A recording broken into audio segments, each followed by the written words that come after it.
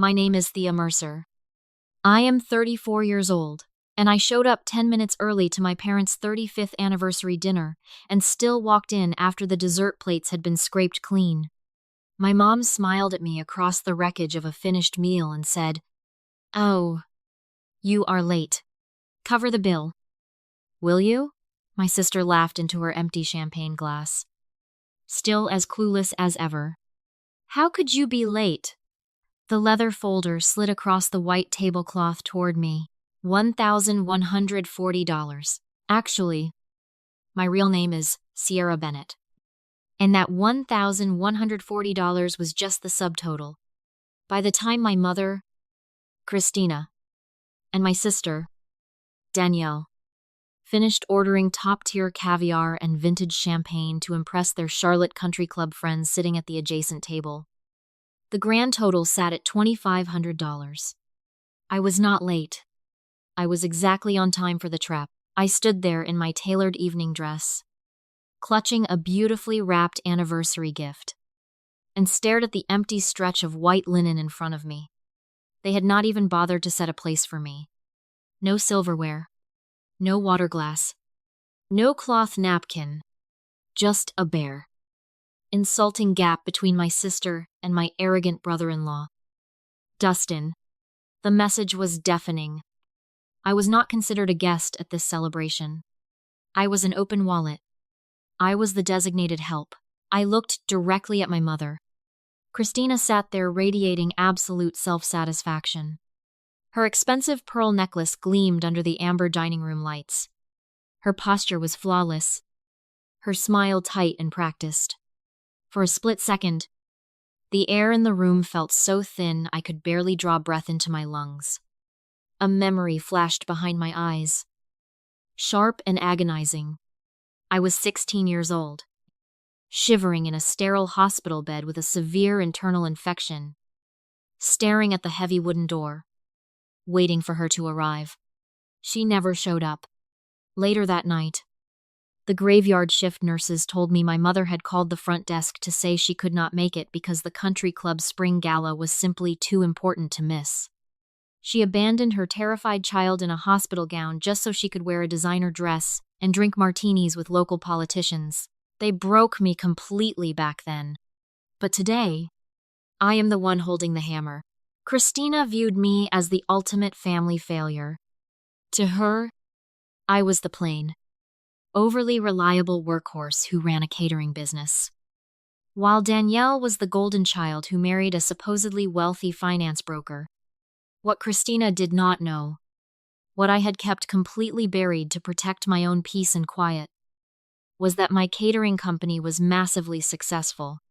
It was a multi-million-dollar enterprise. So successful. In fact, that 2 years ago, I quietly bought the master lease to this exact building.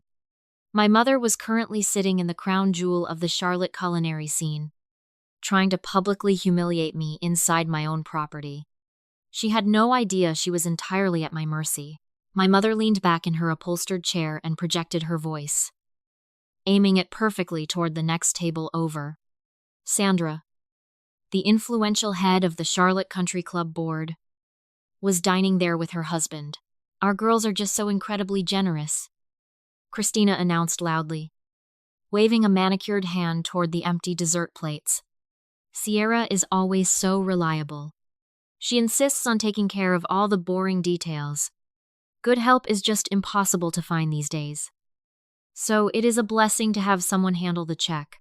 I watched Sandra offer a polite, incredibly tight-lipped smile. Suddenly, the entire situation clicked into perfect clarity. My mother was 3 months behind on her country club membership dues. I knew this because the country club gossip network leaked worse than a broken pipe. Christina was utterly terrified of losing her precious social standing. She orchestrated this entire $2,500 charade, and my deliberate late arrival, just to prove to Sandra that the Bennett family still possessed enough wealth and power to treat their eldest daughter like a personal servant. Dustin pushed the heavy leather checkbook closer to me across the table. "Chop chop. Sierra, Some of us have early morning tea times tomorrow. I picked up the leather folder. I caught the eye of the general manager, Marcus, who was standing near the expensive glass wine cellar. He recognized me immediately. He jogged over, his expression shifting rapidly from professional warmth to complete confusion when he saw me standing with my awful family. "Miss Bennett," Marcus said quietly, "is everything all right tonight?" I placed the leather folder directly into his outstretched hands. "Cancel the tab for this table, Marcus. Charge the credit cards they put on file when they booked the reservation." Danielle scoffed loudly, rolling her eyes. "You are embarrassing yourself." "Sierra, just pay the stupid bill." Marcus pulled a sleek handheld payment terminal from his black apron. He tapped the glowing screen. A loud, sharp beep echoed over the quiet, sophisticated murmur of the dining room. "I am sorry, sir," Marcus said, looking directly at Dustin with a face made of stone. "Your black card has declined. Insufficient funds on a prepaid account." Dustin went the color of ash. His entire finance bro illusion shattered in 3 seconds flat. He reached frantically for his designer wallet, his hands trembling violently as he dug for another card. Marcus tapped the glass screen again. Another sharp beep rang out. "Mrs. Bennett, your card has also declined. The banking system is flagging it for suspected fraud due to maximum cash advance limits." The silence at our table was absolute. But the silence at Sandra's table was infinitely worse. The head of the country club board was staring openly now, her eyes wide, taking in the spectacular downfall of the supposedly wealthy Christina Bennett failing to cover a dinner tab. My mother gripped the edge of the table so hard her knuckles turned entirely white. I stood up and smoothed the front of my evening dress. I looked down at Christina, my voice completely devoid of any warmth. "I am your daughter, not your automated teller machine." I turned on my heel and walked out the heavy glass front doors, leaving them completely stranded, publicly humiliated, and panicking to figure out how to avoid washing dishes in the back kitchen. I honestly assumed that would be the end of it. I assumed the sheer weight of the public humiliation would force them back into the shadows where they belonged. I severely underestimated the venomous desperation of a narcissist backed into a corner. 3 days later, I walked into my catering office to find a thick stack of declined vendor invoices sitting on my desk. I immediately logged into my business banking portal. A bright red banner stretched aggressively across the top of the screen. "Account frozen." I dialed my dedicated business banker. He sounded incredibly uncomfortable on the other end of the line. "Sierra, we received a formal complaint from your mother this morning. She filed a severe elder financial abuse claim. She is stating you forced her to co-sign your original business loans and that you are systematically draining her retirement funds. We had to place a temporary administrative hold on all your accounts pending a mandatory internal review. She is demanding a mediation meeting on Friday." My mind went completely blank for exactly 3 seconds. Then, the ice-cold realization set in. Christina was actively trying to destroy my livelihood as payback for the restaurant incident. She wanted to starve me out. She wanted me to crawl back on my hands and knees and beg for mercy. I did not panic. I did not hire a frantic, overpriced defense lawyer. I went straight to the public records. I logged into the county clerk portal and paid the $15 processing fee with my personal debit card. If Christina was experiencing complete financial ruin, there would absolutely be a paper trail. I sat at my desk for 4 solid hours, sipping black coffee and sifting through 40 pages of dense property tax history. Then, I found the anomaly, a highly suspicious, hidden $120,000 secondary lien placed on my parents' house. It was filed under a vague, untraceable limited liability company. I cross-referenced the listed business address. It belonged to the exact same boutique law firm my mother's country club friends utilized for their estates. She had secretly mortgaged the family house. But my father, Garrett, was the primary deed holder. He would have had to sign that paperwork in person. I pulled the digital copy of the notarized deed. I stared at the date and the specific time stamped right next to my father's signature. I knew my father better than anyone. He could barely operate a basic smartphone, let alone arrange complex travel. I was the one who always booked his flights. I opened my catering business email archive and searched for my father's name. A Delta Airlines receipt from 2 years ago populated on the screen. I printed the flight receipt and the official passenger manifest. The documents proved my father was physically seated in row 12, midair over Atlanta. At the exact minute the country club notary supposedly witnessed him signing that specific deed in North Carolina, Christina had forged his signature. She had committed federal wire fraud. Friday morning arrived. The bank mediation room smelled like stale coffee and ozone. Christina sat across the polished mahogany table, looking incredibly smug and victorious. She had brought her expensive country club lawyer, a man wearing a bespoke suit who looked like he spent more time on a private yacht than inside a courtroom. The bank fraud investigator sat at the head of the heavy table, looking deeply exhausted by the family drama. "Sierra," Christina said softly, her voice dripping with incredibly fake maternal concern. "We just want to fix this terrible misunderstanding. Surrender the catering accounts to my control, and I will gracefully drop the charges. We can go back to being a real family again." I did not say a single word to her. I opened my leather briefcase. I slid the forged $120,000 deed across the smooth mahogany wood. Then, I slid the Delta Airlines flight manifest right next to it. Making sure they were perfectly aligned, I looked directly into the eyes of the country club lawyer. "I am incredibly glad we are all here to discuss financial abuse today. Because according to this definitive timeline, my mother forged my father's signature to steal $120,000 in home equity. I have already drafted the formal report for the Federal Bureau of Investigation." The lawyer looked down at the printed deed. Then he looked at the flight manifest. The color drained entirely from his arrogant face. He recognized the specific notary stamp pressed into the bottom of the page. It belonged to his own firm. He physically pushed his heavy leather chair away from the table. The wooden legs scraped loudly and violently against the hardwood floor. He snapped his designer briefcase shut, looked down at Christina with pure disgust, and said, "I am no longer representing you in any capacity. Do not ever contact my office again." He turned and walked out the heavy glass door without looking back. Christina's smug, practiced mask shattered into 1,000 pieces. Her jaw dropped open. Her perfectly manicured hands started to visibly shake against the table. She looked like a trapped, terrified animal.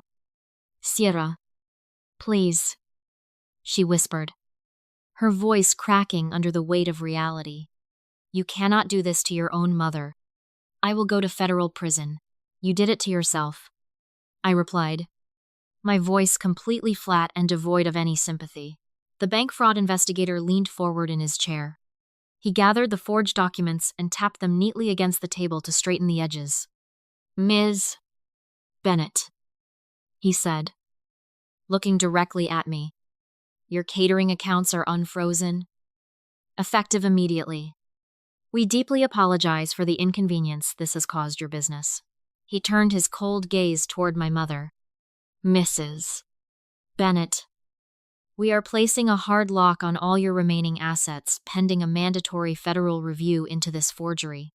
He stood up, adjusted his necktie, and promptly exited the room to call bank security. The fallout was absolute and devastating. My father is a quiet, historically passive man who spent his life avoiding conflict. But seeing the irrefutable proof of the forged deed finally broke through his wall of denial. He packed 2 large suitcases that exact same night, walked out the front door, and moved into a small, quiet apartment across town. He never spoke a single word to Christina again. With her bank accounts completely locked by the federal review and entirely drained by her secret mounting debts, Christina could not make a single mortgage payment. The bank initiated aggressive foreclosure proceedings on the sprawling brick house within 60 days. Danielle and Dustin faced their own brutal reckoning. Dustin's prepaid credit cards ran out entirely. His luxury leased car was swiftly repossessed in the middle of the night. Unable to afford their high-end downtown apartment, they were formally evicted. Completely broke and out of options, they had absolutely no choice but to pack their cardboard boxes and move into the crumbling, repo-bound house with Christina.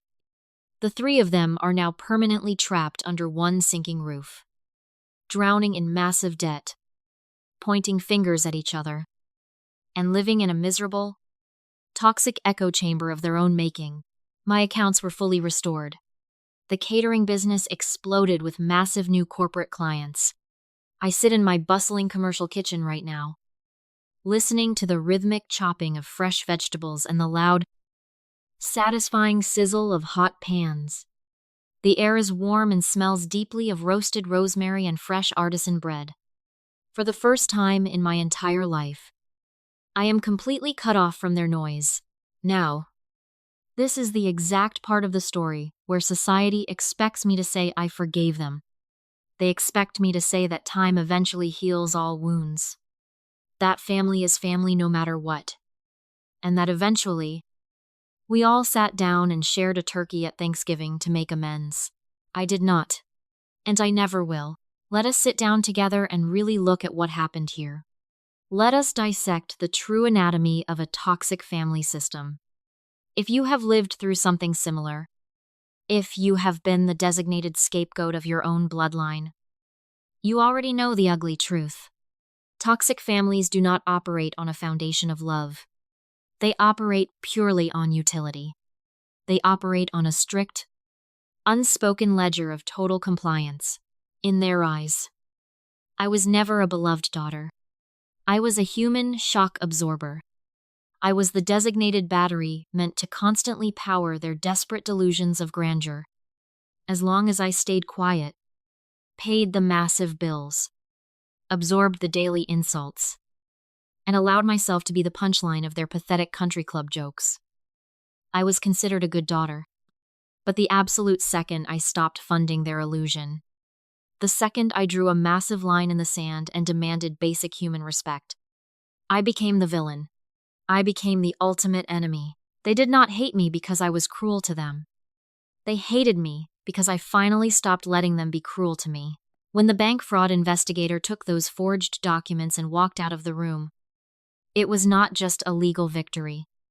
It was the complete demolition of a 35-year-old lie.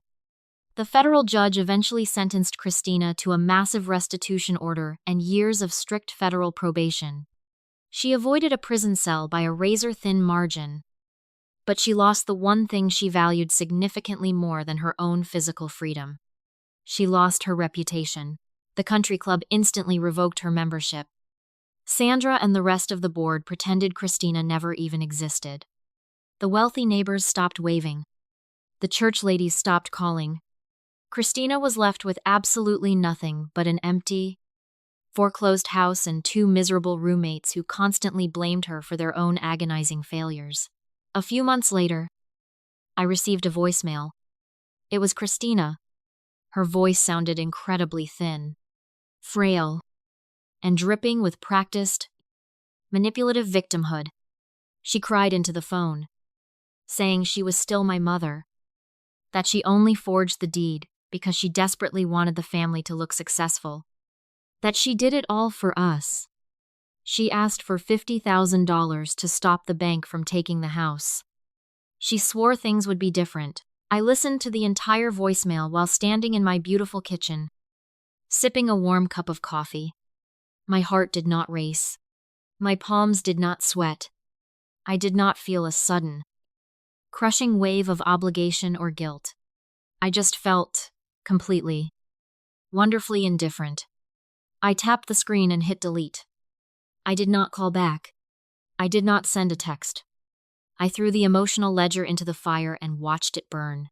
My life now is filled with people who actually want me in it. My chosen family. I have friends who celebrate my catering victories without ever asking for a free discount. I have a dedicated team of employees who respect my leadership and value my time. I have a supportive partner who looks at me like I am the ultimate prize. Not a convenient automated teller machine. I host massive, loud dinners at my own house now. And every single chair is filled with someone who brings absolute warmth and joy to the table. There are no empty place settings in my home. There are no surprise bills waiting under the napkin. Going through this brutal war taught me 3 absolute, non-negotiable rules about surviving a toxic family. Rule number 1. The currency of a toxic family is silence. They do not care what they do to you behind closed doors. They only care that other people do not see it happen. They will abuse you in the dark and demand you smile for the family Christmas card in the light. Exposure is their absolute kryptonite. The moment you drag their actions into the public square, they will collapse under the weight of their own shame. You must never protect an abuser's reputation at the expense of your own sanity. Rule number 2. A boundary without a consequence is just a suggestion. For years, I truly thought I was keeping the peace by quietly managing the chaos. But bailing them out was not saving them. It was financing my own abuse. You cannot reason with people who are deeply committed to misunderstanding you. If you tell them no, and they step over the line anyway, you must drop the hammer. Let their credit cards decline in public. Let the bank call them. Let the devastating consequences of their own actions crush them. It is not your job to cushion their fall. Rule number 3. Blood makes you related, but respect makes you family. We are deeply conditioned by society to believe that sharing identical DNA means you owe someone your life. You do not. You are absolutely allowed to evict people from your life if they cannot afford the rent of basic human decency. Loyalty is earned through consistent, loving behavior. It is not an automatic inheritance, so I want you to take a long, hard look at your own life right now. Look at the people standing around you. Who are you quietly writing checks for? And I do not just mean financial checks. I mean emotional checks. Who are you spending your precious energy on? Just to keep the fragile peace, the winds draining your internal battery while offering absolutely nothing in return. What would happen if you finally stopped? What would happen if you sat down at the table, looked them directly in the eye, and finally let their cards decline? You might lose a toxic family, but you will finally meet yourself if you are entirely done paying for someone else's illusion. If you are ready to stop being the designated shock absorber for people who do not value your existence, drop a stop sign emoji in the comments below. Let this be your turning point. Share this video with someone who desperately needs to hear this message. Someone who is still trapped paying the emotional tab. Thank you for listening.